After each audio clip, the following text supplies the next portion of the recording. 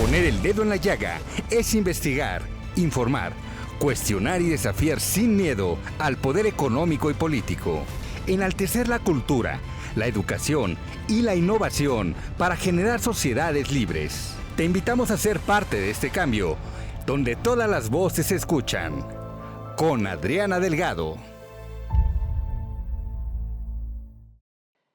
Federico Dorin. Usted cursó la carrera en Administración, egresado del Instituto Autónomo de México, el ITAM. ¿Será que usted tuvo una vida, una infancia, una familia con posibilidades económicas y pertenece usted a los fifís en este país? No a los fifís, simplemente tuve la oportunidad de ir a escuelas particulares, a adquirir conocimiento y prepararme para la vida, y luego pues terminé dedicándome a la vida pública. Cuando yo era estudiante, lo que quería hacer, curiosamente, era cazabolsero, ¿no? Mi sueño de adolescente era ser cazabolsero, de las vueltas que da la vida. Ya es político.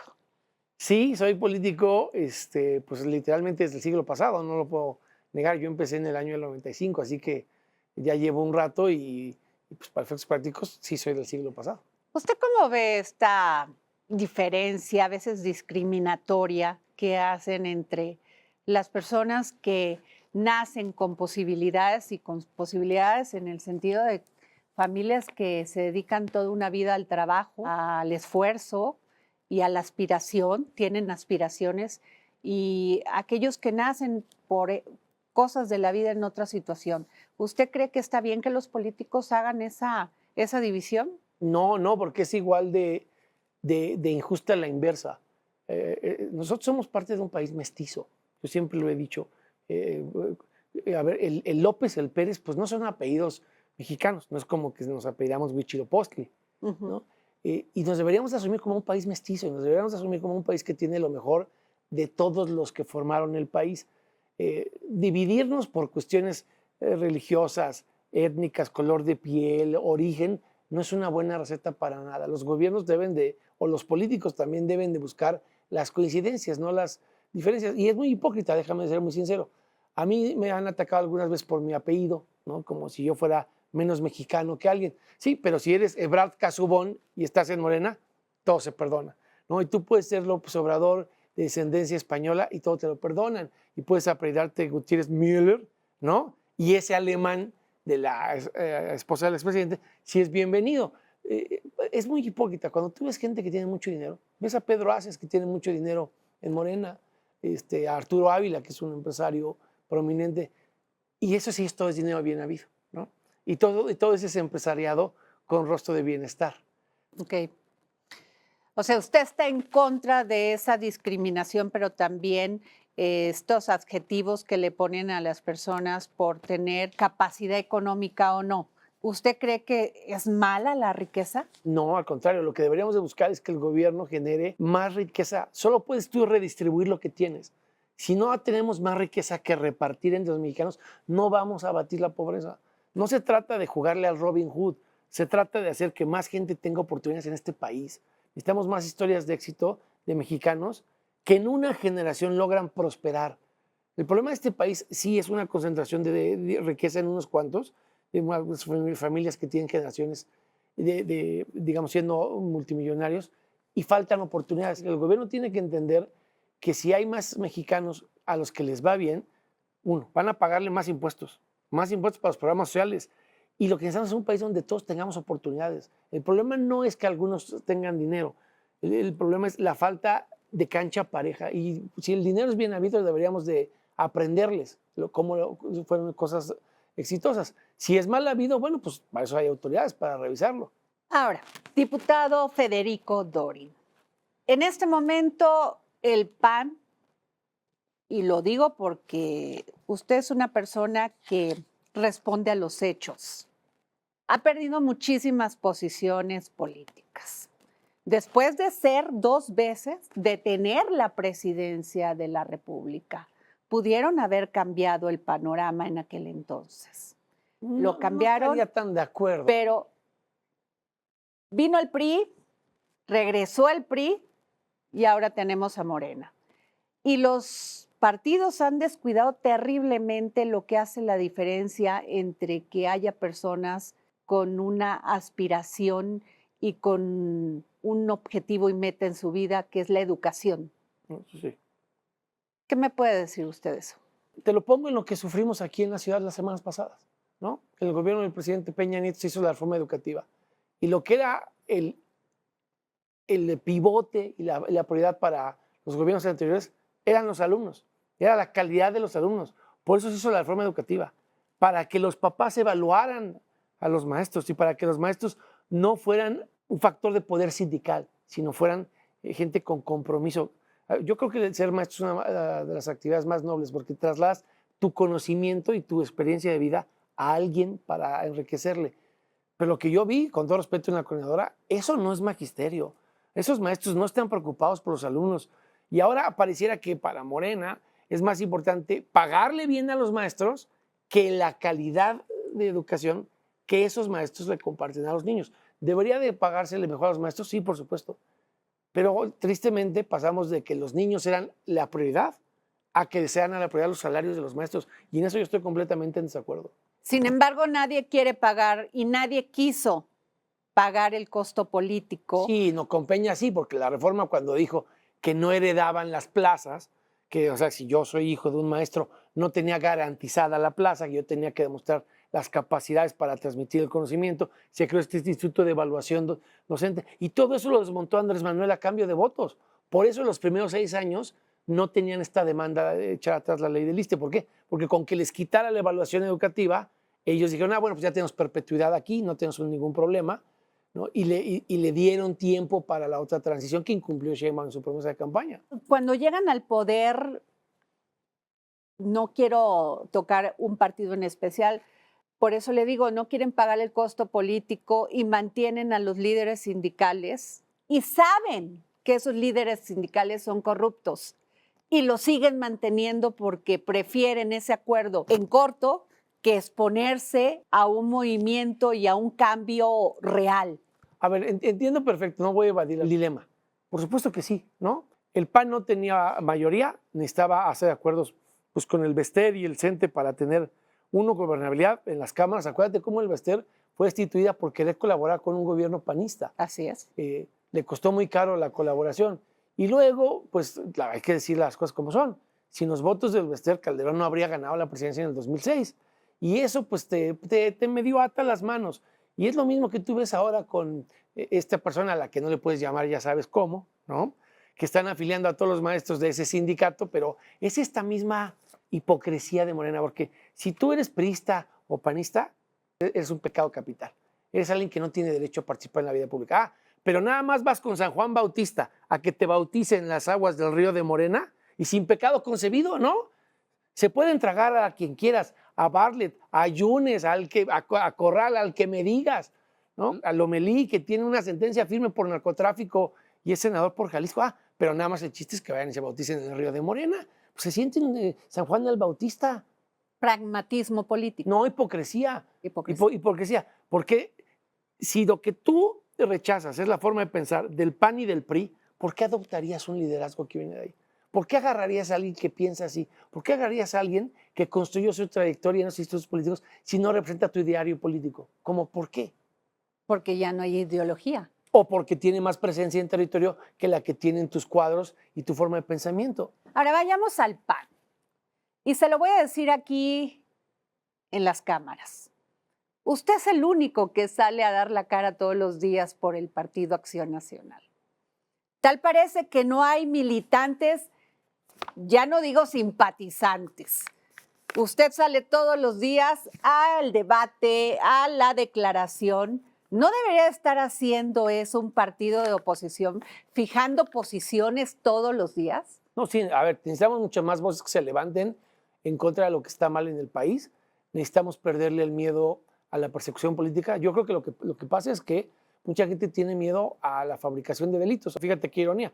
A mí me ayudó que cuando era diputado local, Ernestina Godoy nos persiguió y nos amenazaron con meternos a la cárcel. A mí 5 veces me amenazaron los de Morena con meterme a la cárcel, porque los diputados locales de la ciudad no tienen fuero.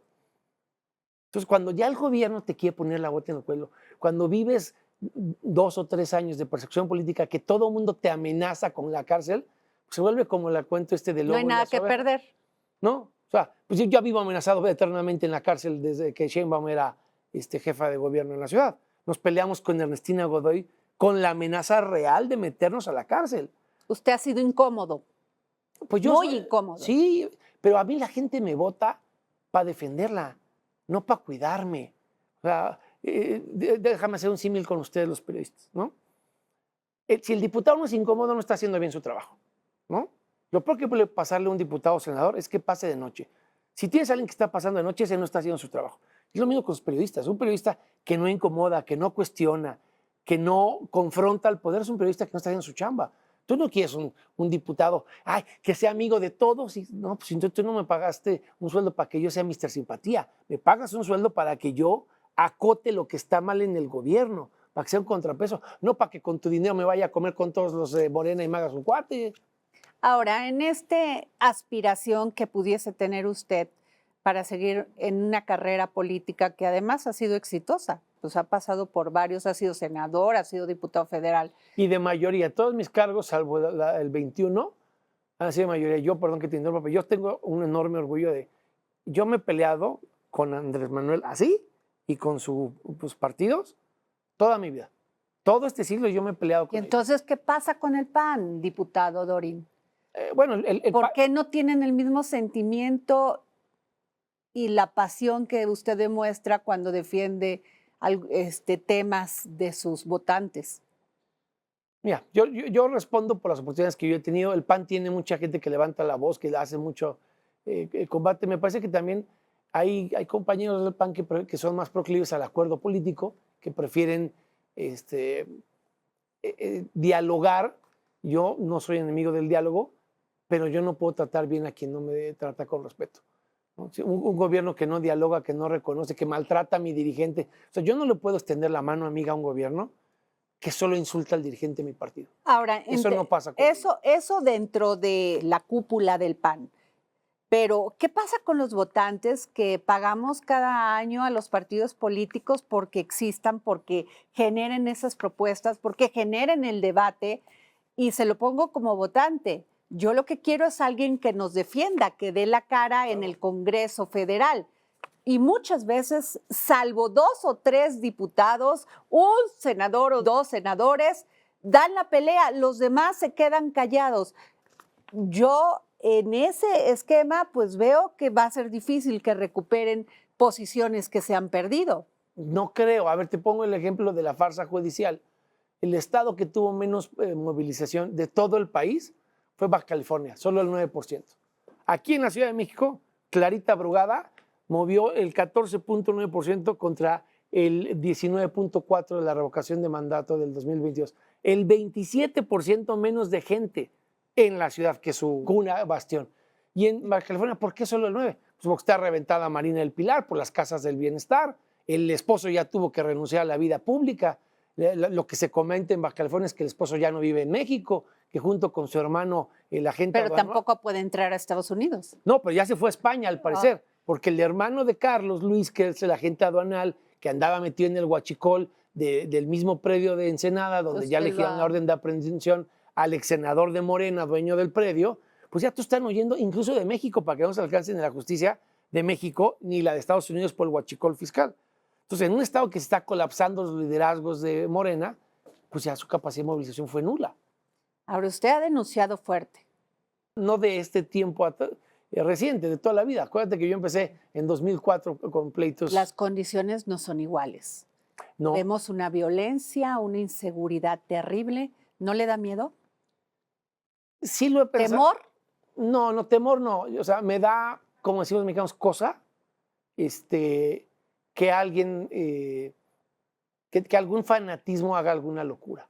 Pero si tengo que escoger entre quedarme callado y que me ganen mis temores, pues siempre me voy a quedar en mis convicciones, ¿no? Porque el día que me ganen mis temores o mis cálculos políticos, ese ya no voy a ser un buen diputado para ti, ¿no? O sea, si tú quieres a alguien que se cuide y que no se desgaste, ve y búscalo en la academia, no lo busques en el Congreso.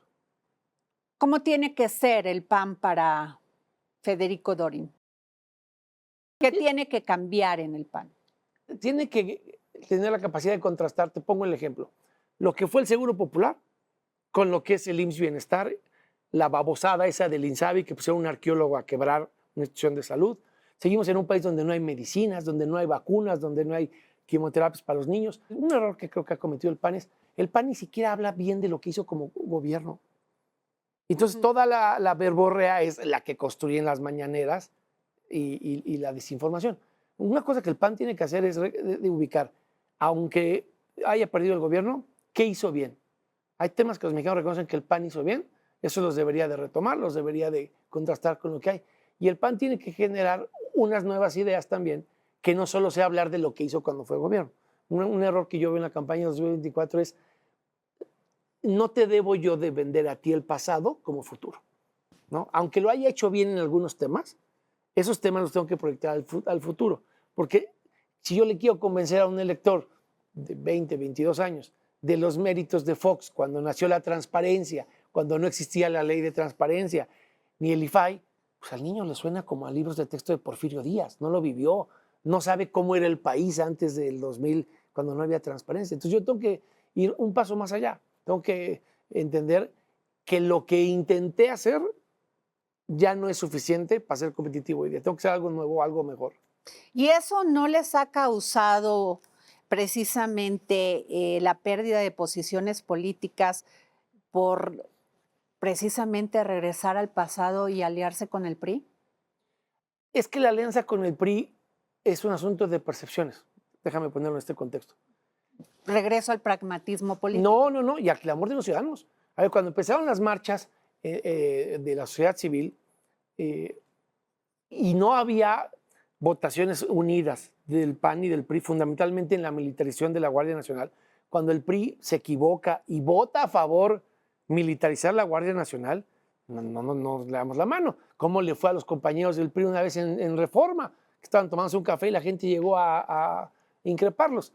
Pero luego cuando el PAN y el PRI se juntaron para detener los excesos de Morena, la alianza fue muy exitosa en el 2021. Fue premiada en votos en las urnas. Aquí en la ciudad el PAN y el PRI estuvieron a punto de arrebatar la mayoría en el Congreso a Morena. Lo que pasa es que algo pasó, me parece a mí en comunicación política, que lo que los ciudadanos sí votaron y no vieron con toxicidad en el 21, lo vieron ya como muy tóxico en el 24. Pero la alianza entre el PRI y el PAN del 21, digamos, este vocablo del PRIAN, no era herejía política, era un contrapeso natural y lo que nos tienen es pónganse de acuerdo.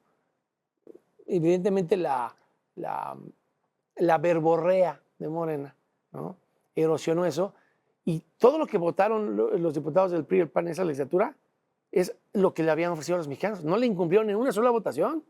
Por eso se aprobó el Plan C, porque en esa legislatura tuvieron el Plan A y el Plan B, y era cuando las locuras del observador iban a dar a la Corte, que tuvo la arrogancia de sentirse libre y generó esta crisis con los ministros. Pero había diputados para interponer las acciones de inconstitucionalidad. Había tantos diputados que tenían que hacer esas cosas demenciales de aprobarlas sin turnarlas a comisiones y la Corte las declaraba nulas porque nunca se había respetado tu derecho. Tú tienes el derecho a que tu diputado y diputada te defienda en comisiones, que te defienda en el Pleno. Por eso no puedes aprobar una ley en dos horas sin que se turne a comisiones, sin que nadie la lea, así como si fuera un boletín de prensa y nada más a mano alzada lo vamos a aprobar en una asamblea. Eso no es el Congreso. Entonces, esas mayorías de Morena se enfrentaron a la alianza del PRI y el PAN, el PRD, y fue exitoso. Lo que no fue exitoso fue comunicar qué habían hecho. Y quizá yo creo que lo que pasó es que solo contuvieron y no se vieron como una opción de futuro, porque propusieron muy poco, porque defendieron más de lo que propusieron. Y eso es una cosa que me está pasando a mí otra vez. Yo llevo un año de diputado federal y de ese año, pues el 80% me lo he pasado combatiendo el Plan C que heredé del gobierno anterior, porque ni siquiera son propuestas de Claudia Sheinbaum. Okay. ¿Cuánto hemos tenido de espacio los partidos, incluido Morena? Déjame te lo pregunto, sí. ¿Qué propuestas nuevas hay? Del partido que quieras. Bien pocas, porque seguimos discutiendo el pasado de Andrés Manuel. Eso es cierto. Estamos atrapados, la propia presidenta está atrapada legislativamente en el pasado de Andrés Manuel. ¿Usted qué piensa de Claudia Sheinbaum? Pues yo creo que es una mujer que tiene mucha preparación, Creo que es una mujer que no le gusta hacer política, no le gusta dialogar con la oposición. Creo que es un enorme error que ella tiene, que nunca le ha apostado al diálogo. Le apuesta a consolidar su proyecto, pero no a dialogar. Es una mujer muy congruente, eso sí, hay que reconocerla. Es una mujer muy congruente, es una mujer que toma una decisión y las asume valientemente. Es una mujer muy comprometida con su visión de gobierno. No es la mía, pero eso se le tiene que reconocer. Y es una mujer que sí tiene, cuando va a un tema, sí va bien, va sin titubeos. Y eso también se le tiene que reconocer. En esta relación Donald Trump, Claudia Sheinbaum, México, Estados Unidos, ¿cómo la ve usted? La veo todo el tiempo haciendo control de daños. Es todo el tiempo la que está evitando caer en las provocaciones de Trump. Obviamente no le ayudan gente como el mentecato de Fernández Noroña, ¿no? Pero tiene muy poca ayuda. A ver, el sexenio anterior tú veías a Trump hablando con Ebrard y los acuerdos eran con el presidente y el canciller estaba en Washington, si quieres a través del yerno y lo que me quieras contar, pero la interrupción era directa con Trump. Ahora el canciller de la Fuente no logra una reunión con Trump, ¿no? El propio Marcelo ya no puede acordar directo con Trump.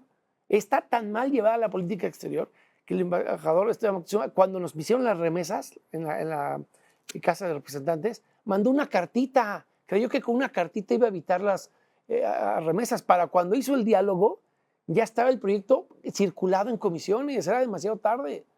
Entonces, al presidente me parece que le falta mejor gabinete. Tiene gente muy destacada como Harfuch, que sí da resultados, como Ebrard, que da resultados. Pero, a ver, el gusano barrenador, ¿no? O sea, ¿dónde está el secretario del ramo? En un asunto que habíamos erradicado hace 30 años, ¿no? Que sí es como yo del siglo pasado, ¿no? De los 90, y volvió a surgir el gusano barrenador. ¿La oposición ayudaría a ese diálogo? Sí, a mí yo se lo aclaraba a alguien de MC el otro día, porque MC también tiene un discurso muy mañoso, ¿no? De que dicen que ellos son una alternativa y que no son oposición a la ultranza. Ni yo, a ver, ha habido 71 dictámenes en este primer año. De los 71, yo, el PAN, hemos votado 35 en contra, menos de la mitad. Es más lo que hemos votado a favor. Te pongo un ejemplo, la ley Silla, el que me viene más a la mente, ¿no? Hay cosas que sí hemos votado a favor, algunas de las reformas incluso del Plan C las votamos a favor, pero solo 35 de 71 hemos votado en contra, es menos de la mitad. Claro, el problema es que esas 35 implican acabar con la división de poderes, acabar con la justicia, acabar con la transparencia, ¿no? Y eso se ha llevado en el debate político, ha consumido toda la energía de esta legislatura, pero no hemos votado todo en contra, hemos votado más a favor que en contra, o hay más cosas de consenso que de pleito. ¿Es usted liberal o libertario? No, yo soy panista y el PAN tiene de todo. En el PAN hay gente de centro, hay gente de derecha, hay gente de izquierda. A ver, tenemos gente como Jorge Triana, que es un hombre muy progresista, que tiene visiones muy avanzadas. Fue Roberto Gil, a ver, a mí no me van a venir a contar, el primer mexicano que propuso una ley para el consumo lúdico de las marihuana y para poder hacer efectivo ese derecho que reconoció la Corte, se llama Roberto Gil. El primero a México, no fue la izquierda, no fue el de Morena, no fue el PRD, el primer mexicano que dijo hay que darle a los mexicanos una opción para tener marihuana, que no venga del lavado de dinero y del crimen organizado, copiando lo que había hecho Mujica en Uruguay, fue Roberto Gil, como presidente de la mesa panista. ¿Legalizar la droga, legalizar las armas? Pues la droga ya la acreditó la Corte ya dijo que el libre desarrollo de tu personalidad dice que si tú necesitas fumar marihuana para ser feliz, tienes el derecho a hacerlo. ¿Por qué? Porque la marihuana es como el alcohol, ¿no? O sea, no te va a matar una sobredosis, no es como la heroína o algo así que en tu desconocimiento te puedes morir de una sobredosis, ¿no? Entonces, eso ya lo reconoció la Corte. Hay pendientes, A ver, ¿cómo le haces tú hoy día para garantizar que un club de cannabis no sea un centro de lavado de dinero? Y que los poseedores de los amparos para consumir cannabis no sean, en verdad, activistas del crimen organizado que lavan dinero a través de membresías de los clubes de cannabis. Hay un montón de cosas pendientes que la Corte decide y que luego el Congreso no legisla. Pero, a ver, este es un ejemplo. Tienes, por ejemplo, a la senadora Lili Telles, que está en el otro espectro. Entonces, el PAN tiene de todo. Tiene los que están en un espectro muy, digamos, progresista, liberal, los que están en un espectro plural. más conservador. Sí, hay de todo. Y la Ciudad de México, obviamente, pues yo vivo en la Ciudad de México. El chilango, yo digo que yo me asumo chilango, no como gentilicio, pues el chilango es más metropolitano es más vanguardista que otros estados porque está más permeado por las transformaciones. Entonces, pues evidentemente un panista como yo es, si lo vieras, quizá más liberal que un panista del Bajío, pero cada quien representa su entorno, como decía Ortega Gasset, tú eres tú y tu circunstancia. Bueno, si tu circunstancia es el Bajío, pues va a ser una distinta a la Ciudad de México. Ahora, ante el tema de la inseguridad, las armas, legalizar las armas. Yo reconozco la labor de Ebrard, creo que la Corte que nos ha dado un fallo en contra de Estados Unidos es una mala noticia, pero lo que él hizo es correcto. Y el problema de las armas lo decía muy bien un panista que yo respeto mucho, que pasó a mejor vida, Jorge Lara, hace unos meses, ¿no? El problema de cómo se violentó el país es el cambio en la legislación, que estos rifles de alto poder se pueden empezar a vender a Estados Unidos en una reforma que se hizo en 2004, en la época de Bill Clinton. Y ahí empezaron a armarse los cárteles a través de mecanismos de corrupción. Cambiaban armas por kilos de droga. Ese es el problema más grave que tenemos, pero ha evolucionado, Adriana, está peor que antes, porque ahora hay cuando menos 4 estados que tienen más desaparecidos que muertos. Algo está pasando en este país. Sí, antes era el secuestro, ahora es la desaparición. ¿No? Sí. Es fenómeno terrible. Sí, y ya no es esta historia del cuate del pozolero y cómo los metían en el ácido. O sea, este país tiene más violencia que la que tenía antes. Y los códigos de los sicarios de ahora son más siniestros que los códigos de antaño. Ya no solo matan a sus adversarios, sino esta hazaña de descuartizarlos, de quemarlos. Terrible. Es una barbarie que no teníamos y de eso nos tenemos que hacer cargo. Por eso en la ley de desaparecidos hemos peleado tanto que se pueda tener una estadística confiable siquiera de los desaparecidos. Cruzar la información entre fiscalías, que eso tampoco... Y con una única metodología confiable. Ernesto López Portillo, el estudioso de seguridad pública de la Ibero, hizo una propuesta al Congreso de un organismo ciudadano que garantice que la metodología de lo que nos informa el gobierno es veraz. Okay. Que sea una única metodología, que no sea... O sea, porque cuando la clasificación de los cadáveres llega al CEMEFO y la Fiscalía, pues puede haber distintos criterios, ¿no? Y entonces se inventó en la Cristina Godoy en la Ciudad de México una cosa que llamaban muerte violenta no determinada, en vez de homicidio. Entonces, está muerto este señor, sí. Pero en vez de homicidio, no, a mí se me ocurre que es un atropellado, ¿no? Y que lo atropellaron en la calle y entonces algunos están clasificados como accidentes que llegan al hospital de Joco en vez de como ejecuciones del narco. Si no tenemos ni siquiera una metodología para poder medir qué está pasando, ¿no? El estado con más desaparecidos, por supuesto que es Jalisco, pero el que más creció antes de Teuchitlán fue Veracruz. Nuestra candidata que ganó en Veracruz, Boca del Río, Marijose Gamboa, estuvo al presidente, fue la presidenta de una comisión que buscaba narcofosas y me contó, y eso sigue siendo vigente, cómo las narcofosas de Marina del Pilar ahora en Tijuana, siempre detienes a un sicario, a un delincuente, y ese delincuente cuando empieza a confesar pecados para aminorar sentencias, te dice dónde están las narcofosas. Sí. No las está encontrando el gobierno, las encuentran los colectivos, las madres buscadoras, con base en información que las familias de los delincuentes por misericordia les dan. Sí. Pero el gobierno no puede hacer. Y el del que me digas, porque hay narcofosas en los estados del PAN también. Ese fenómeno no por puede ejemplo, pasar. Guanajuato. Y Chihuahua han salido también. En Chihuahua también el crimen y la violencia y la inseguridad es un tema, no nada más en Morena. Sí, pero es un fenómeno social que estamos peor que antes con las armas, porque es mucho más sanguinario. Y además no hay denuncias. Y no hay manera ni siquiera de medirlo. Así es. ¿No? O sea, yo no puedo saber si lo están haciendo mejor o mal que antes, porque ni siquiera lo puedo cuantificar. Sí pueden cuantificar los homicidios cuando Harfuch dice que han reducido, sí, pero yo no tengo la certeza de que la estadística es confiable, porque si no puedo saber, y se lo pregunté el otro día a Harfuch, que fue a la Jucopo, dije, ¿cuál es la metodología? ¿Cómo sabemos que sujeto A es reportado como desaparecido? ¿Qué trazabilidad tienen ustedes para garantizar que esta persona llegó a un rancho, que está en una narcofosa, que pasó de desaparecido probablemente con reclutamiento forzado? ¿Qué pasó en Teuchitlán? Todos eran muchachos que invitaban algún empleo a la central de Trabajar. autobuses. Sí, muy cruel. ¿Y cómo pasas tú de, oye, se desapareció mi hermano, mi primo, mi pareja, que fue a buscar chamba, a dónde quedó? Oye, ¿y terminó en Teuchitlán? Sí, terminó en Teuchitlán, ¿en calidad de qué? ¿En cuándo pasó a ser, digamos, asesinado, cremado, descuartizado? Hay una nebulosa cuando desaparecen que ya no sabes qué fue de ellos.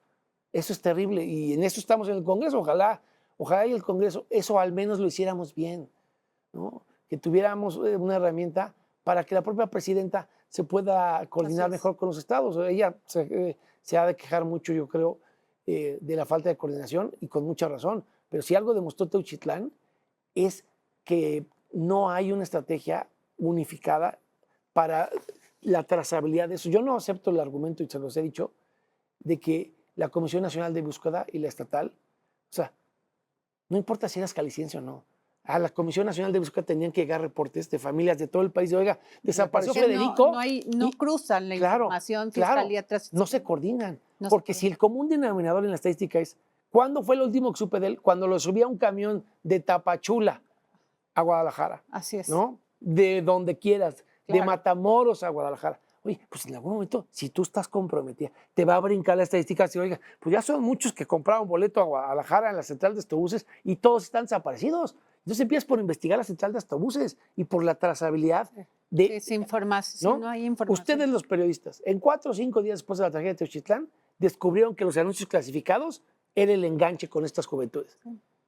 ¿Por qué no lo descubrieron los gobiernos estatales y federales durante 8, Bueno, 10, 12 años? porque el presidente municipal de Teuchitlán pues estaba Metido hasta el cogote y involucrado en resultó eso. guachicolero.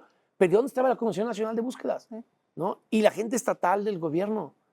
¿No? Porque él puede tapar con corrupción y su policía, los de Tala y los de su del municipio, alguna información. Pero no todos los muchachos eran jaliscienses. ¿Cómo ocultas que se desaparecieron tantos muchachos de otros estados y no te brinca la estadística y nadie se da cuenta? Y los de las fiscalías Tienes razón. son una bola de inútiles que ni siquiera encuentran cosas en común. Fíjate que tú eres agente ¿no? de la ¿Va a fiscalía. ser un cambio la Guardia Nacional, esta ley que les presentaron? Pues, a ver, Iniciativa de ley de Guardia Nacional, de que van a poder coadyuvar en la investigación. ojalá sí y ojalá no se atropellando nuestros derechos. Este tema de los biométricos. Y los biométricos viene muy al tema hoy. Porque acuérdate que Kristi Noem, la que ha hecho estos señalamientos contra la presidenta, nos dijo antes de que se fuera que le había encargado los biométricos a la presidenta Sheinbaum. Entonces ya el tema de tus datos personales ya ni siquiera es para que los tenga Harfuch, es para que los pueda tener Trump. ¿Para qué? Para que los drones de Trump se dediquen a cazar delincuentes mexicanos con nuestros datos biométricos. Eso yo no lo voy a aceptar. Si yo por sí tengo problemas con que los datos personales los tenga el gobierno porque es inconstitucional, si no pasa por un juez de control, como dice el artículo 16 de la Constitución y el 291 del Código Nacional de Procedimientos Penales, más estoy en contra de que Trump tenga tus datos personales. ¿A título de qué o por qué? ¿No? Pero ahora en el pleito que tenemos... ¿Y cuál fue la moneda a cambio en eso? Pues yo creo que uno de los tantos aranceles que nada más nos finta para que en la tregua arancelaria vaya avanzando en posiciones, pero nos trae, perdóname la expresión, nos trae azorrillados con puro bluff arancelario, ¿no? Eso es de las remesas, sí es de veras, pero todo lo demás, pues nada más nos cuca, nos espanta y quién sabe qué tanto tiene que hacer el gobierno mexicano a cambio de que no sean los aranceles una realidad, pero los biométricos no deben de ser moneda de intercambio y menos para Trump. Si yo tengo oposición a que las tenga el gobierno, más a que las tenga un gobierno extranjero. Federico Dorin, usted es diputado federal, ya ha sido senador, ha sido diputado local. ¿Busca ser jefe de gobierno de esta Ciudad de México? Nunca lo busqué porque, ¿Pero lo busca? a ver, lo pienso, pero nunca lo he buscado. Por eso la respuesta es lo pienso, pero nunca lo he buscado. Porque yo no le voy a regalar la política a la infancia de mis hijas. Cuando yo tuve oportunidades anteriores, mis hijas eran muy pequeñas. Hoy mi hija menor, Daniela, tiene 16 años, ¿no? Y Federica acaba de cumplir 18 y Ana pues ya tiene 29, ¿no? Entonces yo estoy en una posibilidad donde en unos años mis hijas ya no vivan conmigo.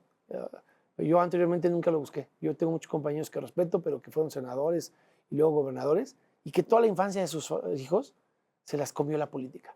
Y eso la vida no te lo va a regresar jamás. Entonces nunca he querido ser alcalde, nunca he querido regalarle a la política mi tiempo con mi familia, pero pues si mis hijas ya no están conmigo porque hayan decidido estudiar fuera de la ciudad o la razón que sea, es una cosquilla que tengo. Algún día intentar ser jefe de gobierno o alcalde cuando ya no estén mis hijas conmigo.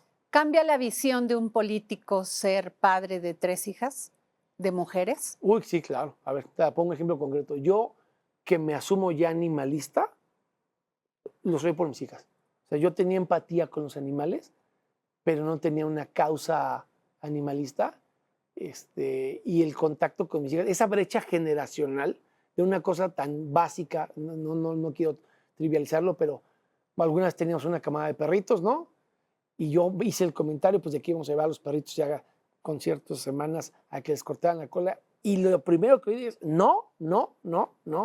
Y me empecé a dar cuenta en anécdotas como esas, que yo tenía una brecha cultural con mis hijas y que la visión que ellas tienen de este mundo, la famosa tortuga y el popote, cosas esas que platicas con tus hijos, te sensibilizan y te obligan a ver el mundo a través de otro crisol. A mí sí me ayudó mucho mis hijas a entender muchos fenómenos a los que no había estado expuesto.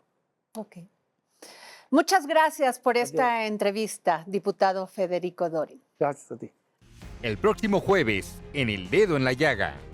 Usted como gran especialista de las economías del mundo, no solamente hablaré de la mexicana, muchos de estos discursos populistas, de estos colectivistas también, pues se dieron en Venezuela. Se dieron en Venezuela y se dieron muchas condiciones, muchas señales para que esto que está sucediendo en Venezuela fuera un hecho, porque los derechos humanos, adiós. El electoral, adiós. La economía es una de las economías más terribles aún. Sí, así es. Bueno, de hecho, en eso consiste esa famosa palabra que hoy en día está tan desprestigiada, que es el liberalismo, ¿no? Incluso Benito Juárez era un liberal, ¿no? Hasta el expresidente López Obrador se encargaba. El día de hoy está satanizada. Está satanizada. Y liberal significa tener instituciones. Liberal significa preservar la libertad de comercio, la libertad de propiedad privada, la posibilidad de integrar estados donde vigilen la impartición de justicia, ¿no? Y donde se protejan a los individuos, ¿no? Y sus libertades.